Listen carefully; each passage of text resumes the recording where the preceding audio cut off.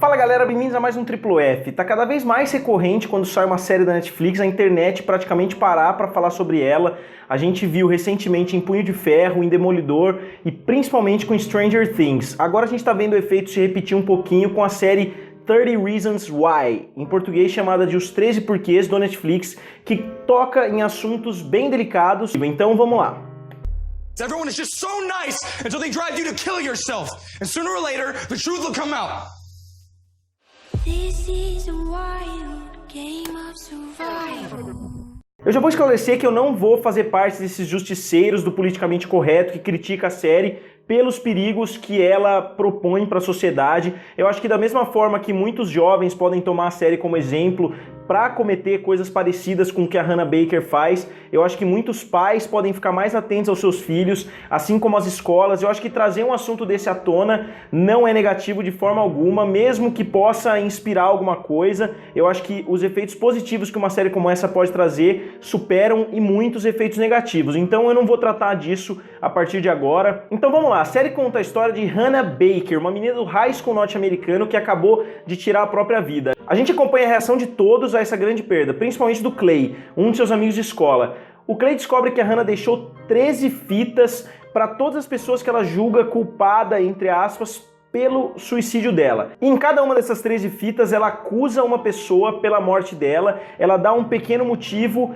do porquê ela se matou e como essa pessoa da fita é responsável pela morte dela. Eu acho que isso é basicamente o que a série trata. São 13 episódios, cada episódio é uma fita diferente. E eu achei a ideia bem original, mesmo sendo baseada num livro de 2007, que teria virado um filme pela Paramount, mas eles decidiram fazer uma série achando que o tema não poderia ser muito bem explorado num filme de somente 1h30, 2 horas. Eu acho que foi uma decisão acertada. E eu acho que a série se divide muito bem entre as cenas antes da morte da Hannah e depois da morte da Hannah. A gente vê várias diferenças, desde a paleta de cores até a forma como a série é filmada. Nas cenas antes do suicídio dela é tudo mais vivo, as cores são mais vivas, mais alaranjadas, amareladas, e depois é tudo mais azulado, tudo um tom mais sombrio, os takes são mais longos, menos dinâmicos. Então acho que eles fazem um trabalho muito bom. E pro espectador desatento tem aquele band-aid gigantesco na testa do Clay, que não dá pra negar em qual das duas linhas temporais ali que a gente está acompanhando. A narração da Hannah é interessante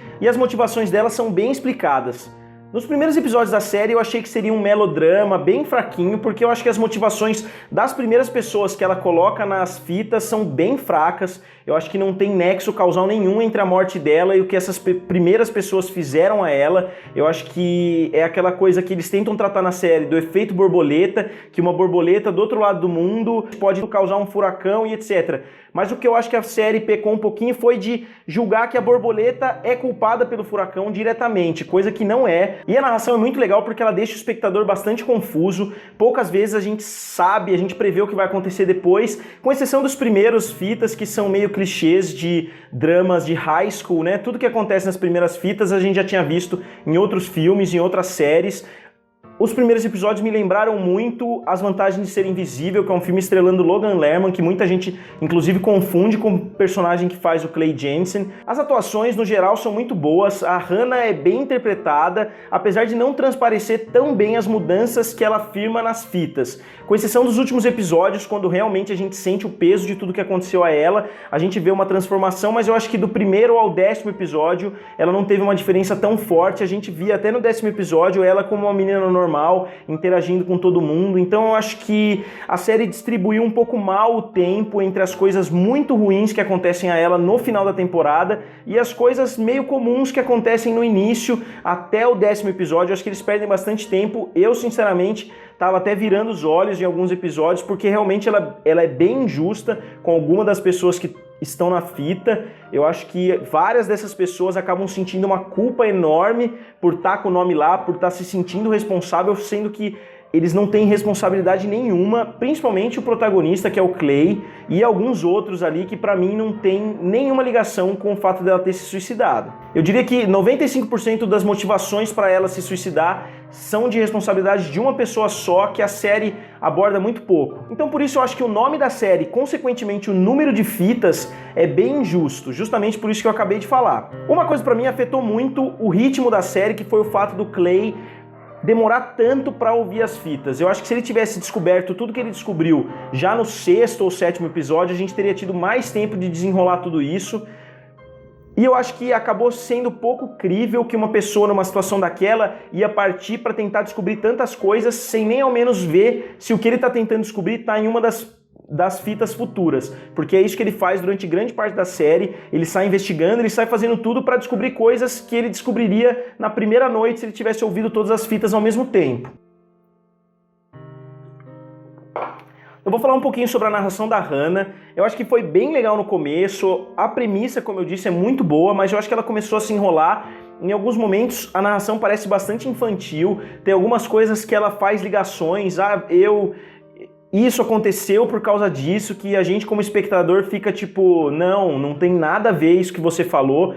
Então, eu acho que retrata muito bem a mente de uma adolescente, mas mesmo assim é interessante de ouvir, apesar de em alguns momentos ser bem maçante. Uma coisa que eu percebi nos últimos episódios da série, eu não sei se vocês que já assistiram vão concordar comigo, é que quanto maior o grau de culpa da pessoa, menos ela se importa com o que aconteceu com a Hannah, e quanto menor a culpa, mais a pessoa se importa, mais ela sente. Eu acho que principalmente nas figuras do Clay e do Alex, eles sentem muito, principalmente o Alex no final da série. E as pessoas mais culpadas não estão nem aí, não estão se importando nem um pouco, nem nos últimos episódios a gente não vê o menor remorso nas pessoas mais culpadas. Eu acho que isso mostra muito sobre a condição humana, sobre como cada um lida com esse tipo de coisa. Uma coisa que me incomodou um pouco na série foi a completa ausência dos pais durante os primeiros episódios. A única coisa que a gente sabe, basicamente, é que eles estão passando por problemas financeiros, mas praticamente mais nada. A gente não vê o relacionamento entre ela e os pais muito bem. A gente não sabe o quanto a relação com os pais afetou também essas decisões que ela tomou durante a série.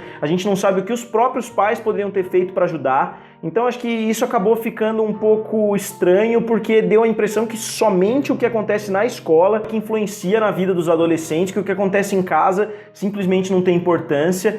E sem entrar nos spoilers, eu acho que a cena entre ela e o Mr. Potter foi a mais interessante de toda a série, porque o Sr. Potter fica sabendo e ele fica numa encruzilhada porque ela não quer falar quem foi o culpado, ela não quer ir pra polícia, ela não quer falar com os pais, então o cara fica numa encruzilhada.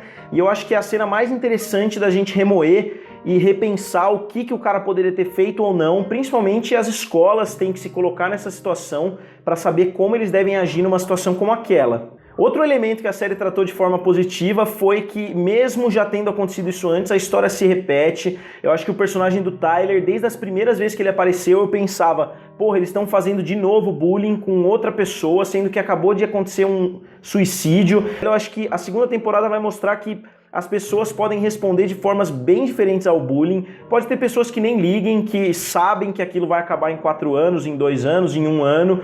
Pode ter pessoas que levam aquilo extremamente pro lado pessoal, que acabam se suicidando. Pode ter gente que leva pro lado da vingança. Pode ter gente que briga, que aprende a lutar para revidar. Então eu acho que isso vai ser bem interessante de ser abordado nas próximas temporadas, né? Eu não sei se vai ser mais uma, mais 2, mas parece que a segunda já foi confirmada. Eu acho que é sempre difícil abordar uma temporada inteira em um vídeo de apenas alguns minutos. O que eu posso concluir sem entrar em muitos detalhes é que a série tem uma premissa muito legal, que foi bem abordada em alguns momentos, foi mal abordada em outros. Para a segunda temporada eu acho que eles já podem amadurecer algum desses aspectos, já começar a série com um clima mais pesado e deixar um pouco de lado o melodrama adolescente que eles trataram no comecinho da série. Porque no começo a série me lembrou um pouquinho Freaks and Geeks, só que um pouquinho mais pesada, né? Freaks and Geeks, para quem não assistiu, é uma série de high school, de comédia, excelente também, vale muito a pena assistir. Mas na segunda metade, o clima vai ficando cada vez mais pesado e os últimos episódios são extremamente bem feitos. A direção é muito bem executada e a narração às vezes é inspirada, informativa, às vezes é maçante e infantil. E o elenco, extremamente diversificado, é quase sempre excelente. Então por isso eu dou para As 13 Razões Por Quê 4 estrelas. Hannah, I'm not going. Not now. Not ever. Uma das coisas que eu achei interessante na série também é que o Clay e a Hannah, apesar de tudo que a Hannah diz na fita do Clay, eles não acertam a relação entre os dois durante a série inteira, eles nunca se batem muito bem, ela trata ele mal diversas vezes, inclusive ela trata várias pessoas mal, e eu acho que isso retrata muito bem a vida de pessoas no colegial. Eu acho que sempre tem essa dificuldade, essa trava, mas eu acho que isso é parte do relacionamento humano e de como as coisas acontecem na vida real. Eu gostaria de abordar em outro vídeo um pouquinho mais especificamente os problemas que eu tive com a série e cada uma das fitas. Então, se vocês quiserem um vídeo com spoilers, digam aí nos comentários que eu tento fazer um vídeo com as 13 razões aí. Então digam aí nos comentários o que vocês acharam, curtam o vídeo e se inscrevam no canal. Valeu e nos vemos em breve.